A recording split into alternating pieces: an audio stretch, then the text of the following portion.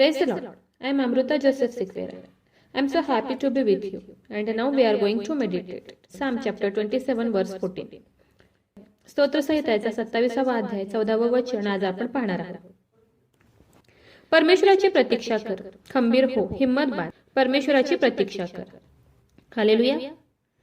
खरंच खूप सुंदर असं प्रॉमिस देवाने आज आपल्याला दिलं आहे.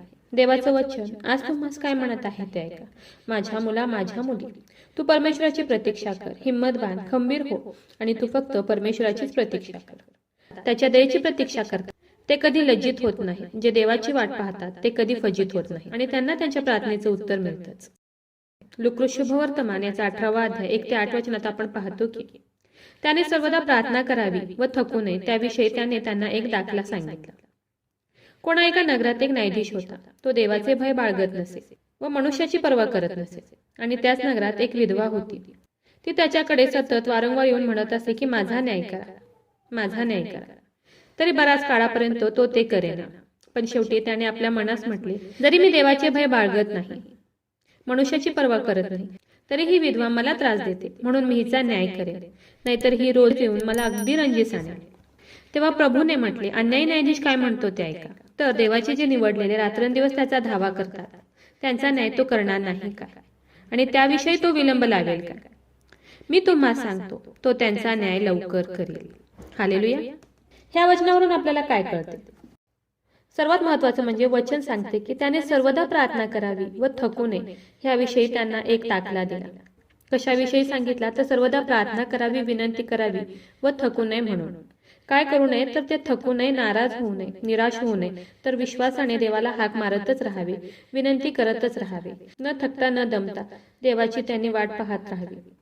आणि जेव्हा आपण विश्वासाने न थकता न दमता न हारता धीर धरून देवाला हाक मारत राहतो तेव्हा काय होतं? तर तेव्हा खूप अद्भुत कृत्य आपल्या लाईफमध्ये घडतात. आपण पाहतो की तो न्यायाधीश अन्यायी होता. त्याला माणसाची पर्वा नव्हती व देवाचाही भय तो धरत नव्हता. तरी पण ती रोज येऊन त्याला सतत म्हणत असे की माझा न्याय करा. सतत ती येऊन त्याला म्हणत असे की माझा न्याय करा. पण त्याला तिच्याबद्दल काहीच वाटत नव्हते. ती विधवा सतत येऊन त्याच्याजवळ रडत असे. मे बी तिला कुणीतरी त्रास देत असेल, कुणी सतवत असेल, मे बी कुणी तिच्यावर अन्याय केला असेल, म्हणून ती सतत त्याच्याकडे जात असे व माझा न्याय करा असे म्हणत असे. वचन काय सांगते की ती विधवा वारंवार त्याच्याकडे जात असे, नेहमीच त्याच्याकडे जात असे व माझा न्याय करा असे म्हणत असे. त्यामुळे तो अन्यायी न्यायाधीश तिला कंटाळून गेला व तो म्हणाला की मी जरी माणसाची पर्वा करत नाही, देवाचे भय धरत नाही, तरी ही विधवा रोज येऊन मला त्रास देते, म्हणूनच मी हिचा न्याय करेन. मग देवाचं वचन काय सांगतं? तर देवाचे जे निवडलेले रात्रंदिवस त्याला हाक मारतात, त्यांचा न्याय तो करणार नाही का? त्याविषयी तो विलंब लावेल का? मी सांगतो, तो न्याय लवकर करेल. पण वचन काय सांगते की न थकता प्रार्थना करा, नाराज न होता प्रार्थना करा, विश्वास ठेवून निराश नाराज न होता प्रार्थना करा. ती विधवा आग्रहाने त्याची प्रार्थना करत राहिली, त्याला हाक मारत राहिली, म्हणून त्या न्यायाधीशाने कंटाळून तिचा न्याय केला आणि तिला उत्तर दिलं. म्हणून आज जरी तुम्ही एखाद्या गोष्टीसाठी देवाला खूप दिवसापासून हाक मारत आहात, तर न थकता न दमता, नाराज न होता, विश्वास न डगमगता तुम्ही त्याला हाक मारत राहा. असं म्हणू नका की हे देवा, मी तुला किती दिवस झाला हाक मारत आहे, मी तुला किती दिवस झालं प्रार्थना करत आहे, तू मला केव्हा उत्तर देणार, तू काय प्रार्थनेचंच उत्तर देत नाही, असं देवाला म्हणू नका.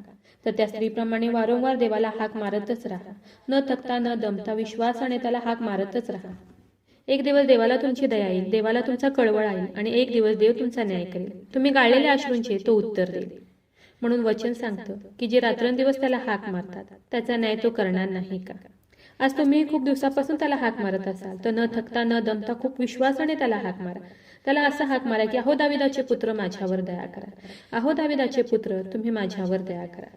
रात्रंदिवस खूप विश्वासाने तुम्ही त्याला हाक मारा आणि देवाच्या वचनाप्रमाणे खंबीर व्हा, हिम्मत धरा, घाबरू नका, कचरू नका आणि विश्वास ठेवा की देव तुमचा आज नक्कीच न्याय करेल. कारण देव हा न्यायी आहे, तो विश्वसनीय आहे. म्हणून खूप विश्वासाने तुम्ही आज देवाला हाक मारा आणि देव नक्कीच आज तुम्हाला तुमच्या प्रार्थनेचं उत्तर देईल. तर चला देवाच्या वचनावर विश्वास ठेवूया, त्याच्या वचनाला क्लेम करूया. नक्कीच या वचनाद्वारे देव तुम्हाला खूप खूप आशीर्वादित करू. खूप जणांना देवाच्या हे जिवंत वचनाची गरज आहे. खूप जणांपर्यंत तुम्ही देवाचं हे जिवंत वचन शेअर करा. देव तुम्हाला खूप खूप आशीर्वादित करू. शाल वी प्रे? हालेलुया. स्तुतीस पात्र, स्तुतीस योग्य देवा, धन्यवाद देते. हात उंच करून तुझी स्तुती, तुझं गौरव करते ईश्वराच्या. तुझ्या नावाला मान, महिमा, गौरव आता आणि सदा सर्व काळ असू दे ईश्वराच्या. सुंदर अशा दिवसासाठी मी मनापासून तुझे आभार मानते ईश्वराच्या. सुंदर असं प्रॉमिस प्रभू ईश्वर तू आज आम्हाला दिले उपकार मानते देव बाप्पा.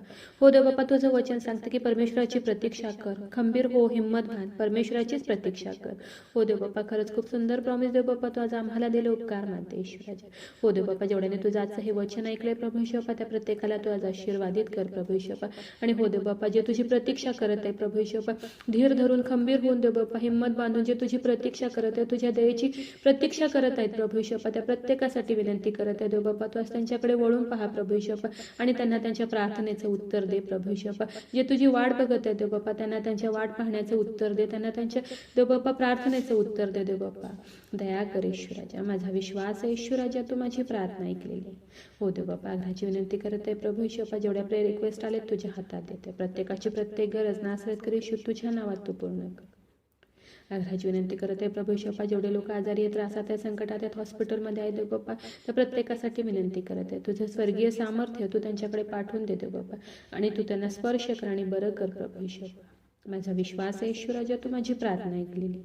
आग्रहाची विनंती करत आहे प्रभू ईश्वर बाप्पा, जेवढ्याने तुझं हे वचन ऐकलंय प्रभू ईश्वर, तुझ्या वचनावर विश्वास ठेवलाय, तुझ्या वचनाला क्लेम करत आहे प्रभू ईश्वर. हो देव बाप्पा, त्या प्रत्येकासाठी आग्रहाची विनंती करत आहे प्रभू ईश्वर. त्यांच्या शरीरामध्ये असलेल्या सर्व रोगांना मी नासरेतकर येशू ख्रिस्ताच्या नावात आज्ञा करत आहे, कमांड करत आहे. सर्व आजार, दुखणं, पीडा प्रभू येशूच्या नावात निघून जाऊ दे.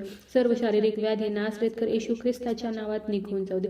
मी आज्ञा करत आहे, मी कमांड करत आहे, येशूच्या नावात कमांड करत आहे. सर्व आजार, दुखणं, व्याधी प्रभू येशूच्या नावात त्यांच्या शरीराला सोडून निघून जाऊ दे. हो देव बाप्पा, माझा विश्वास आहे ईश्वराच्या, तू माझी प्रार्थना ऐकलेली. आय प्रे in the mighty name of Jesus. Amen.